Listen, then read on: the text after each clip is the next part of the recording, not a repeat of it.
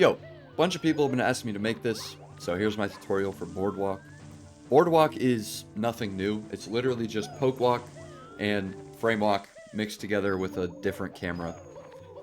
So check out poke walk tutorial in the description. This is like heavily inspired by that, and this wouldn't be able to exist without poke walk. So goat poke. But it is quite a bit different, and the changes that I did make, I think make it much more consistent. No hate to poke walk. I just think this is easier, and I think it's easy enough that I believe anyone who can frame walk at a top level should be able to do this fairly consistently. And I've found a lot of success in my runs. Anyway, so it starts with just like a normal poke walk setup. Watch that tutorial if you don't know. But basically what I do is about when I grab this last coin, I do a directly straight right dive rollout. And then here's pretty straightforward. It's not that tight. You're just turning around and you're going to be holding straight up. So usually you want to be closer to this fence because the name of the game here is to land as far left as possible here. And this is where me and Poke differ is I'm about to change the camera and he doesn't. Oh, and also on the spike, but anyway. So I'm trying to get myself, if you look at the stick in the bottom left, I'm trying to get myself as far left as possible without losing too much speed and without changing my angle. So you're doing all of this strafing while he's in the air. So then I see left pretty much right when he's about to land. And after the see left, I hold an upright angle. Slightly out of up or slightly out of up. And so I don't really have a cue for where to dive, but basically just like before this darkness here is going to be good for you. But I'm aiming for this right here, this dark spot here. And if you don't land directly on it, it doesn't really matter. But the big thing you want to focus on is going from low to high. You see how I'm curving to where I'm diving low? This allows for you to get like a ton of speed and a lot of height. Because like on some of these variations, you'll land like all the way down here. This wasn't even one with that much height. And you'll see how far I get still because I had a ton of speed. Like this is pretty high. Like you can get a really good time with this. You can get probably all the way up to here, maybe even higher with crazy enough speed and height. But for this is like a normal one that I would just get in a run. So the big thing here that's different from poke walk is after I do this walk on here, so the way this works is you just hold straight up, and then when he lands, you go neutral. You just want to have one frame of straight up, and you'll be good. And as soon as he starts doing this, I do a C left. You can do it further up here to make it safer. You probably should. I probably should. I always rush that C left. Doesn't matter. You're trying to get this camera. Now, the reason you want to get this camera is because it's really, really easy to frame walk left, which doesn't really make sense until you look at how we grab the controller. Let me show you this.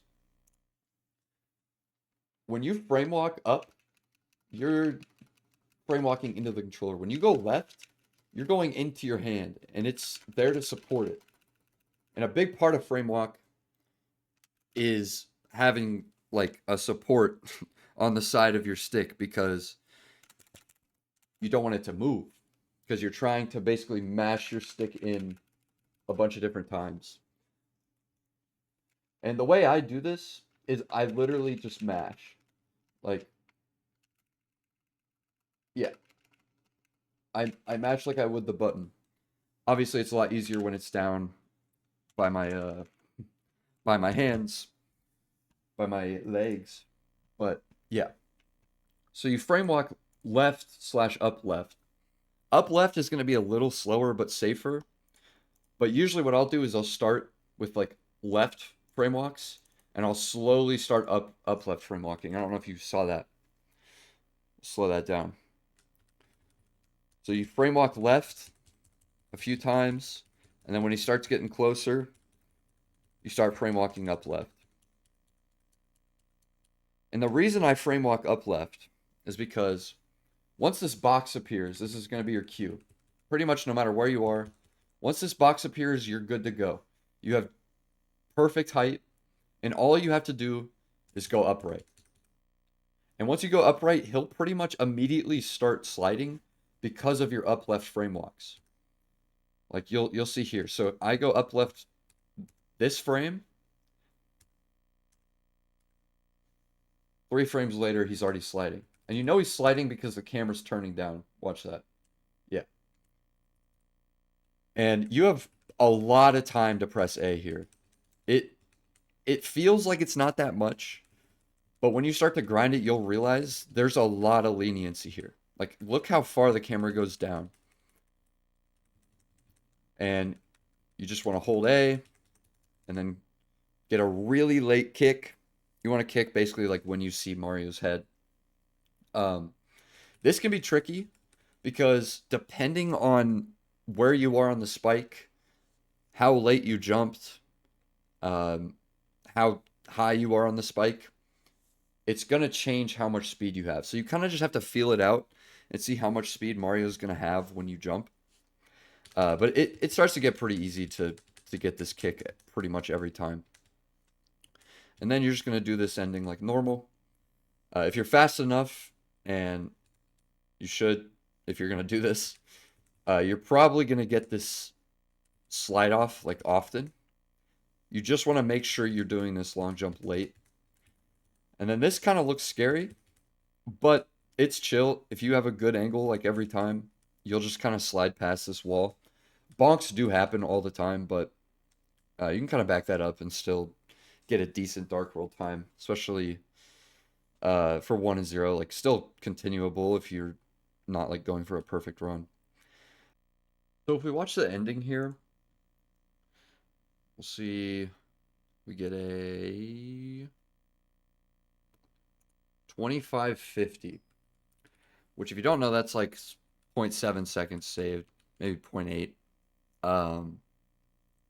But this is not the best you could do. This is like a very average one that I could get in a run. I mean, it's pretty good. Ending was good, but like you can get a 2550 in a run 100% pretty consistently. And you can get like a 25 2x. I have a 2523. You could maybe even get a 24 if you really pushed it. But it's pretty good. I'm not gonna lie. I really think y'all should try it. It feels pretty consistent. So one more thing is sometimes you'll get amped, and sometimes you'll be doing frame walk for a backup, because it is a very valid backup. If you fuck up the first cycle, you can pretty much lose no time over like a normal cycle if you just like frame walk. And what you're gonna do is pretty straightforward. So you get amped. You're just gonna long jump over to this. You're gonna be a little faster than that, so it's gonna be like here. And you're gonna hold like an upright angle, and you're gonna do that like normal. It's kind of awkward, but once you do it a few times, you kind of understand what angle to hold, and then you can still just do the ending like normal, and you get a 27. And I missed like a whole cycle. And a 27 only loses like a second. So it's like not a big deal. You can still continue your run. I mean, unless you're going for like world record, of course. Yeah. I think that's about it. If you guys have any questions, I'm willing to answer. But I think I covered most of the bases. So there you go.